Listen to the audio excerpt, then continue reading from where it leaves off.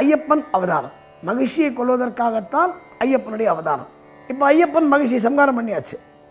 சம்ஹாரம் பண்ணி அப்போ ஐயப்பன் கேட்குறாரு, எனக்கு ஒரு புலி வேணுமே, பால் அம்மாவுக்கு கொடுக்குறேன்னு வாக்குறுதி கொடுத்துருக்கேன். அதனால தான் இந்த ஐயப்பனுடைய வழிபாட்டில் அம்மாவுக்கு ரொம்ப முக்கியமான இடம். ஏன்னா இப்போ ஐயப்பன் அவன் அம்மா பொய் சொன்னால் தலைவலிக்கு புலிப்பால் மருந்தாங்க. ஸோ ஐயப்பனுக்கு அது தெரியாதா? ஆனால் அம்மா கேட்டுட்டாங்க. எங்கள் அம்மா கேட்டாப்பா புலிப்பால், எங்கள் அம்மா என்ன கேட்டாலும் நான் வாங்கி தருவேன் அப்படின்னு தான் புலிப்பால் எடுப்பதற்கு. புலிப்பால் எடுக்கிறது சாதாரண விஷயமா? நீ ஆட்டிலேருந்து பால் கறந்துடலாம், மாடுலேருந்து பால் கறந்துடலாம். புலியை முதல்ல பிடிக்கவே முடியாது. புலியை முதல்ல பிடிக்க முடியாத போது அப்புறம் புலியை பிடிச்சி எங்கே பால் கறக்கிறது?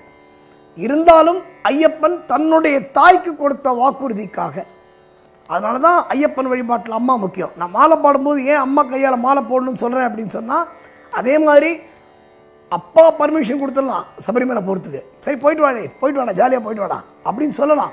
ஆனால் அம்மா யோசித்து என் பிள்ளை மலைக்கு போவானா, இந்த வாட்டி போவானான்னு சொல்லிட்டா நீ எவ்வளோ கோடி ரூபாய் கொடுத்தாலும் மலைக்கு போகக்கூடாது. ஏன்னா அம்மா உத்தரவு ரொம்ப முக்கியம். அதனால தான் அம்மா கையால் மாலை போடணும்னு சொல்கிறோம்.